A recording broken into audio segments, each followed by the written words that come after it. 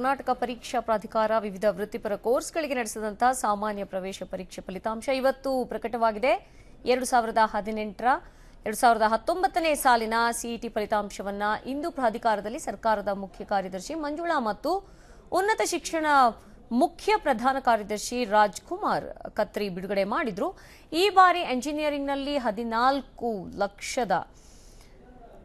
1,46,063 ಮಂದಿ, ಹಾಗೇನೆ ಕೃಷಿ ಕೋರ್ಸ್ಗೆ 1,13,999 ಮಂದಿ, ಹಾಗೇನೆ 1,15,364 ಪಶುಸಂಗೋಪನೆ, ಹಾಗೇನೆ 1,47,543 ವಿದ್ಯಾರ್ಥಿಗಳು ಬಿ ಫಾರ್ಮ್ ಕೋರ್ಸ್ಗೆ ಮತ್ತು ಫಾರ್ಮ್ ಡಿ ಕೋರ್ಸ್ಗೆ ಅರ್ಹತೆ ಪಡೆದಿದ್ದಾರೆ ಅಂತ ಪ್ರಕಟಣೆ ನೀಡಿದ್ದಾರೆ. ಒಟ್ಟು 1,92,905 ವಿದ್ಯಾರ್ಥಿಗಳು ಪ್ರವೇಶ ಪರೀಕ್ಷೆಗೆ ಹಾಜರಾಗಿದ್ರು ಅನ್ನುವಂಥ ಇನ್ಫಾರ್ಮೇಶನ್ ಕೂಡ ಅವರು ನೀಡಿದ್ದಾರೆ. ಈ ಸಂದರ್ಭದಲ್ಲಿ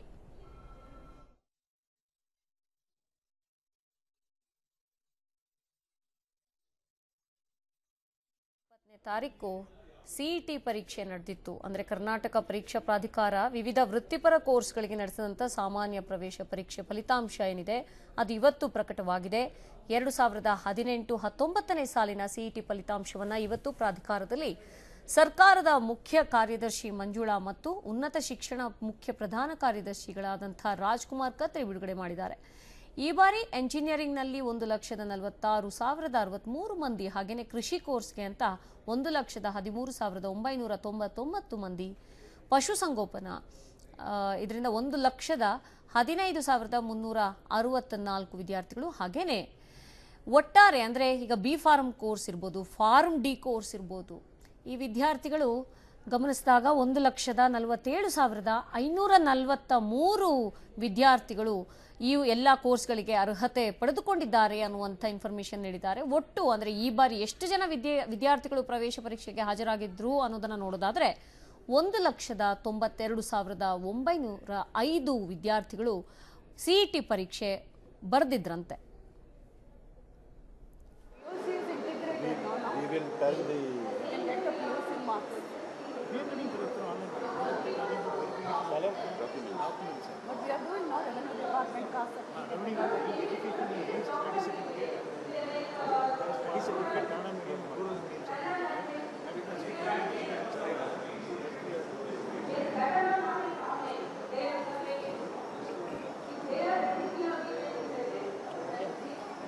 I'll tell you on the clarity. You can finish.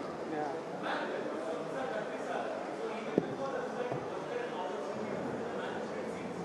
Which one?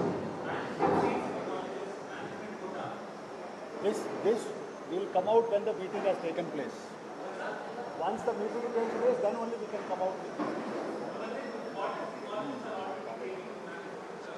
You bring that to us notice, I will talk to their colleges. In which? In medical or dental or engineering? Yeah. Is it medical, dental or engineering? Chalo, right, sir. Thank you.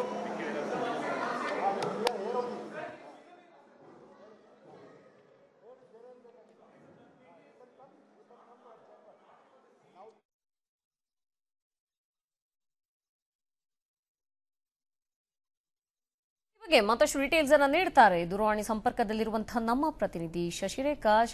CET ಪರೀಕ್ಷೆ ಫಲಿತಾಂಶ ಬಂದಿದೆ, rank details ಏನಾದ್ರು ಇದೆಯಾ? Engineering ಕೋರ್ಸ್ಗೆ 1,46,063 rank ಸಿಕ್ಕಿದೆ. ಮುಂದುವರೆದು ಕೃಷಿ ಕೋರ್ಸ್ಗೆ 1,13,999 ಅಭ್ಯರ್ಥಿಗಳ ಅರ್ಹತೆ ಪಡೆದುಕೊಂಡಿದ್ದಾರೆ. ಉಳಿದಂತೆ ಪಶುಸಂಗೋಪನೆಗೆ 1,15,364 ವಿದ್ಯಾರ್ಥಿಗಳು ಹಾಗೂ ಉಳಿದ ಬಿ ಫಾರ್ಮ್ ಕೋರ್ಸ್ಗೆ 1,47,543 ವಿದ್ಯಾರ್ಥಿಗಳು ಒಂದು ಅರ್ಹತೆಯನ್ನ ಪಡೆದುಕೊಂಡಿದ್ದಾರೆ. ಇನ್ನು ನಾವು ಎಂಜಿನಿಯರಿಂಗ್ ರ್ಯಾಂಕ್ ಅಲ್ಲಿ ಪಡೆದಿರೋರು ಮೊದಲನೇ ಸ್ಥಾನದಲ್ಲಿ ಶ್ರೀಧರ್ ದೊಡ್ಡಮನಿ ಇದ್ದಾರೆ. ಎರಡನೇ ಸ್ಥಾನದಲ್ಲಿ ಶ್ರೀಧರ್ ದೊಡ್ಡಮನಿ ಬಂದು ವಿಜಯಪುರದವರು.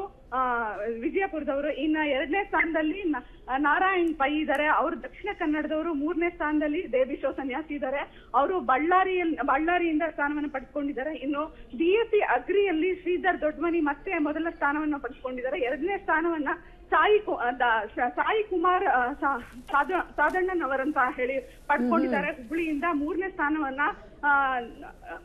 ಮಹಿಮಾ ಅನ್ನೋರು ಪಡೆದುಕೊಂಡಿದ್ದಾರೆ. ಇಲ್ಲಿ ಇವರು ಬೆಂಗಳೂರಿನವರೇ ಆದ ಸರ್ದಾರ್ ಪಟೇಲ್ ಸ್ಕೂಲ್ನಿಂದ ಕಾಲೇಜ್ನಿಂದ. ಇನ್ನು BSc ಪಶು ಸಂಗೋಪನೆಯಲ್ಲಿ ವಿನೀತ್ ಅನ್ನೋರು ಮೊದಲನೇ ಸ್ಥಾನವನ್ನ ಪಡೆದುಕೊಂಡಿದ್ದಾರೆ. ಎರಡನೇ ಸ್ಥಾನವನ್ನ ರೂಪಾ ಅನ್ನೋರನ್ನು ಪಡೆದುಕೊಂಡಿದ್ದಾರೆ. ಮೂರನೇ ಸ್ಥಾನವನ್ನ ಆದಿತ್ಯ ಅನ್ನೋರು ಪಡೆದುಕೊಂಡಿದ್ದಾರೆ. ಇನ್ನು B.Pharmaದಲ್ಲಿ ಮೊದಲನೇ ಸ್ಥಾನವನ್ನ ಬೆಂಗಳೂರಿನವರೇ ಪಡೆದುಕೊಂಡಿದ್ದಾರೆ. ಗಿರಿನಾಥ್ ಅನ್ನೋರು. ಎರಡನೇ ಸ್ಥಾನವನ್ನ ಅನಿತಾ ಜೇಮ್ಸ್ ಅನ್ನೋರು ಪಡೆದುಕೊಂಡಿದ್ದಾರೆ. Aparna. Okay, thank you so much ಇನ್ಫಾರ್ಮೇಶನ್ಗೆ. ಎಸ್ ವೀಕ್ಷಕರೇ, ಈಗಷ್ಟೇ ನಮ್ಮ ಪ್ರತಿನಿಧಿ ಪ್ರಮುಖವಾಗಿ ಅಂದರೆ ವಿವಿಧ ವಿಭಾಗಗಳಲ್ಲಿ ರ್ಯಾಂಕ್ ಯಾರೆಲ್ಲ ಬಂದಿದ್ದಾರೆ ಅದರ ಬಗ್ಗೆ ಒಂದು ಮೇಲ್ನೋಟಕ್ಕೆ ಸಿಕ್ಕಂತ ಈಗ ನಮಗೆ ಸಿಕ್ಕಿರುವಂಥ ಇನ್ಫಾರ್ಮೇಷನ್ ಪ್ರಕಾರ ನಾವು ಹೇಳ್ತಾ ಹೋದ್ವಿ. ಸೊ ಹೇಳಿದ್ದಾರೆ ಅವರು. ಈಗ ಅಂದರೆ ಪ್ರಮುಖವಾಗಿ ಅಂದರೆ 2018-19ನೇ ಸಾಲಿನ CET ಫಲಿತಾಂಶವನ್ನು ಇವತ್ತು ಪ್ರಾಧಿಕಾರದಲ್ಲಿ ಬಿಡುಗಡೆ ಮಾಡಲಾಯಿತು.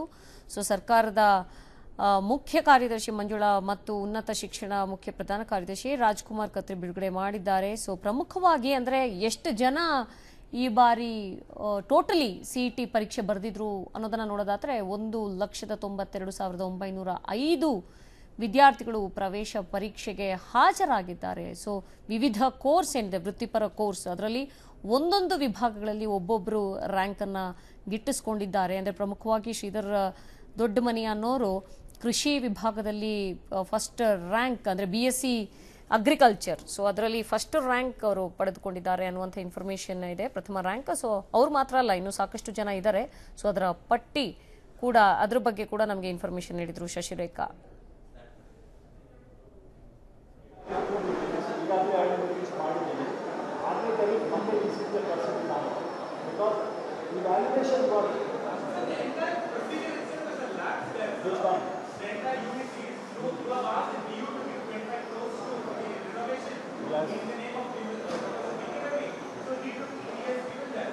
Money is not given in the name of any person.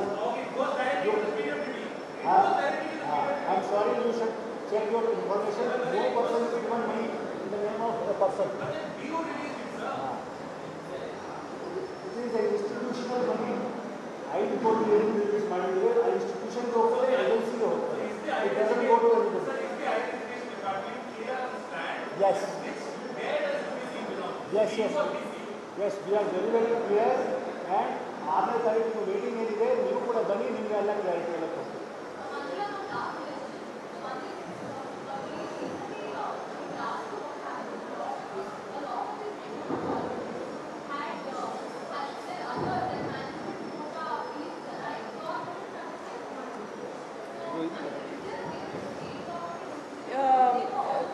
No. For the PG, what we have done, we are going to repeat it for the UG also. In PG, we ask them to give all component of fees.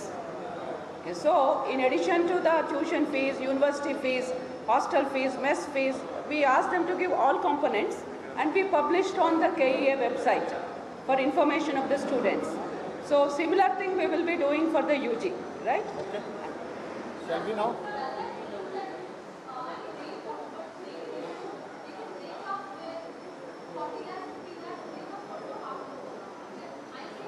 No, see, the fee structure is uploaded and it is approved by our Directorate of Medical Education. So that's what is the system we have put.